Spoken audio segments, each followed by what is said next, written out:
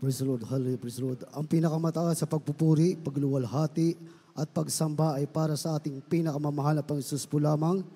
At dubling paggalang, pagrespeto at patuloy na pag-aalaala sa mga ginantuang turo at aral ng ating dearly beloved and world pastor, World Suad Almeida, and their prophet, loving God.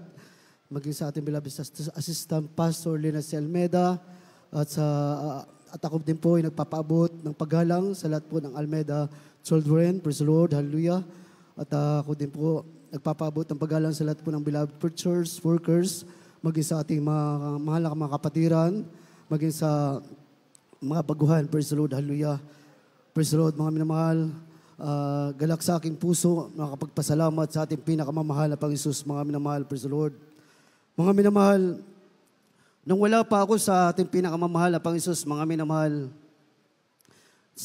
nung bata pa po ako, mga minamahal, nagkaroon ako ng karamdaman na hika, mga minamahal. Alam niyo po, yung hika ko, hanggang ako'y nakarating dito sa Metro Manila, mga minamahal, dahil galing ako ng province of Capiz po, mga minamahal.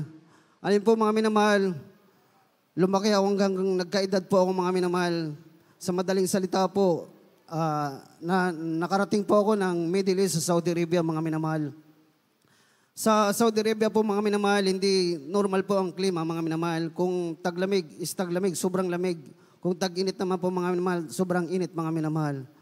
Alam niyo po, yung time po, mga minamahal, 2007, sobrang atake ng aking hika. Talagang yung aking saliva, mga minamahal, dugo na pong lumalabas po, mga minamahal. Dahil po sa Middle East, wala yung aking family, mga minamahal, wala mag-aalaga pag ako'y nagkasakit, mga minamahal. Alam po, mga minamahal, hindi ko akalain talaga na, kasi ang ano ko, doon ako mamamatay, mga minamahal. Alam mo, mga minamahal, ang ginawa ko po, mga minamahal, dumalo ako ng dumalo sa iba't ibang gawain, mga minamahal. Alam niyo po, hindi ako gumaling, mga minamahal. Hanggang nagpunta ako sa doktor, mga minamahal, dahil po libre po yung medical namin. At binigyan ako ng gamot. Talagang gustong kong gumaling, uminom ng maraming gamot po. Alam mo po, na-overdose po ang ibang lingkod. Tinubuan ako ng mga sis sa katawan, mga minamahal, pati sa daliri ko. Alam mo, mga minamahal, nagpa-opera ako sa aking sis, mga minamahal. Sa madaling salita po, dumating yung end of contract ko po, 2009. Nadako dito sa Pilipinas, ang ibang lingkod. Dala-dala ko yung aking karamdaman. Naghahanap ako ng kagalingan ng aking karamdaman. 2009 po yan, mga minamahal, November. Matandaan ko pa po yan, mga minamahal, sa lugar ng Tracy po. Tumanggap ako sa mahal na Panginoon. Pangdagngap ko sa ating pinamamahal na Panginoon, January 2010 po, mga minamahal, sa Amoranto. Natandaan ko po yan, mga minamahal. Ako'y nabautismuhan sa pangalan ng ating pinamamahal na Panginoon.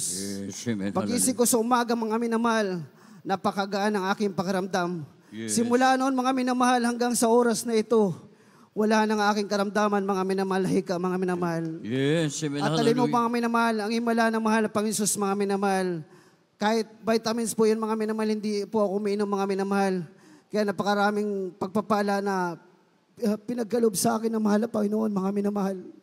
Kasi mga minamahal, pag sobrang init po nga minamahal, dahil nung nadako ako sa UAE, mga minamahal, sa Emirates po, mga minamahal, dahil pinagpala ako na, dahil sabi ko sa mahal na Panginoon, gusto ko magtrabaho sa isang malaking kampanya po, mga minamahal.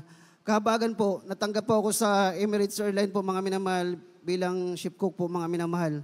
Alam niyo po, mga minamahal, minsan kasi nagluluto po ako dahil ako po yung ship cook po. Alam mo po, mga minamahal, sa kahabagan ng mahal na Panginoon, nung wala pa ako sa mahal na Panginoon, pag napawisan ako, talagang hinihikan ako, mga minamahal, ngunit talagang napakabuti ng mahal na Panginoon po, mga minamahal. Hallelujah. At mga minamahal, nagpapasalamat ako sa mahal na Panginoon. So, nung last 2020, nakauwi nga po kami dahil sa COVID po, mga minamahal, dahil pinauwi kami ng company. So 2 years, wala akong trabaho, mga minamahal. Talagang pagpapala lang na nagagaling sa mahal na Panginoon. Kinausap kong mahal na Panginoon, sabi ko, mahal na Panginoon, kung kalooban mo pa ako mag-ibang bansa, kailangan walang vaccine. Alam mo, mga minamahal, sabi ko sa mahal na Panginoon, kung hindi naman, dito na lang ako sa Pilipinas, kahit basta walang vaccine. Alam mo, mga minamahal, sa kabagan ng mahal na Panginoon, nakakita ako ng isang trabaho po, mga minamahal. In-applyan ko, mga minamahal. Alam mo po kung ano yung trabaho po na pinasukan ko. Isang planta po. Ang kailangan nila 4 years course engineering mga minamahal. Bagamat storekeeper lang po mga minamahal. Ang iyang bang lingkod, wala akong pinag-aralan bilang engineer mga minamahal. Alam po mga minamahal, sa kahabagan ng mahal na Panginoon, natanggap po ako sa isang company po mga minamahal. Yes, Hallelujah, amen. na walang vaccine po mga minamahal hanggang sa oras ito mga minamahal. After 2 years po mga minamahal, alam mo po, pinagpala yung lubos dahil nung last year po, 2024 po mga minamahal. Alam mo mga minamahal, talagang sabi ko sa mahal na Panginoon, ikaw na pong bahala sa akin. Kasi mga minamahal, nagkaroon ng problema po mga minamahal.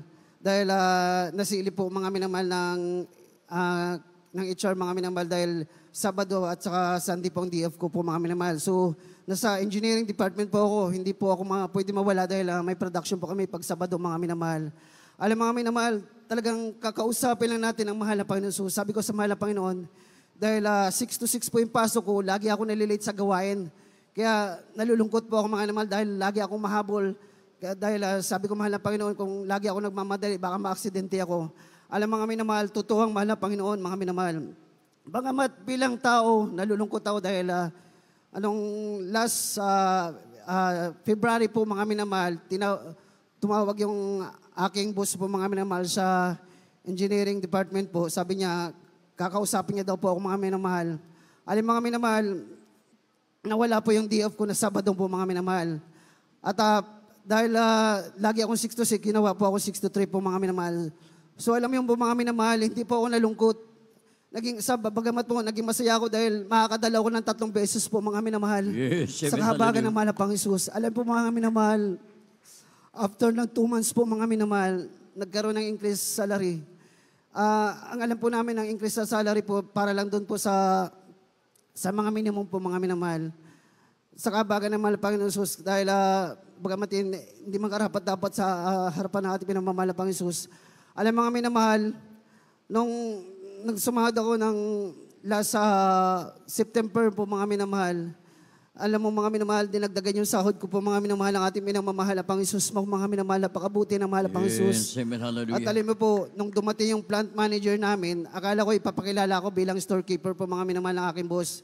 Alam mo mga minamahal, pinakilala po ako bilang assistant engineering mga minamahal. Talagang napakabuti ng mahal na Panginoon dahil, alam mo po, iniisip ko dahil wala po akong pinag-aralan na engineer mga minamahal. Yung makakasama ko, 4 years course engineering mga minamahal. At alam mo po, pinagpala po mga minamahal, pag may mga project po kami mga minamahal, yung manager ko mga minamahal, ako umaharap sa mga kontraktor po mga minamahal. Pero yung wisdom na pinagkaloob ng mahal na Panginoon, dahil wala po akong alam sa makina mga minamahal sa pagdating sa planta dahil malalaking planta po mga minamahal. Alam mo po, pag kinausap ako ng mga kontraktor mga minamahal, nag-iisip ako, bigla ko na lang nasasabi na gano'n, bigla ko naunawaan mga minamahal. Nandiyan yung mahal na Panginoon. Praise the Lord, hallelujah. Alam mo mga minamahal, talagang ang pagkakaalam po talaga ng mga kontraktor po mga minamahal is talagang engineer po ako mga minamahal. Ngunit talagang ang mahal na Panginoon nagtataas sa atin mga minamahal. Walang ibang magtataas sa atin mga minamahal. Yes, amen, kahit yung hallelujah. mga kasama ko, kahit yung boss ko, kundi ang mahal na Panginoon Jesus lang mga minamahal. Kaya maraming salamat sa ating pinamamahal na Panginoon Jesus dahil talagang hindi kami pinagkulang ng mahal na Panginoon. Alam mo po mga minamahal, kabagan ng mahal na Panginoon dahil na-regular po ako sa company po namin mga minamahal.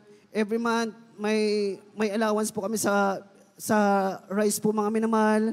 At saka yung mga sabon po mga minamahal, dati talagang namumroblema kami pambili ng sabon. Ngayon, sagot na po ng halulay ng company po namin mga minamahal. Kaya maraming salamat sa ating pinamamahal na Panginoon. Yung pag-iingat sa araw-araw na pinagpala mga minamahal na patuloy kaming pinagpala na ating pinamamahal na Panginoon Jesus dahil hallelujah, na patuloy kami pinagawakan sa paglilingkod sa ating pinamamahal na Panginoon Jesus. Kaya maraming salamat sa panalangin ng ating mahal galang-galang mahal pastor. Kaya hanggang dito na lang po ang pinakamataas sa pagpupuri, pagwalhati ay tanging sa ating Diyos sa buhay.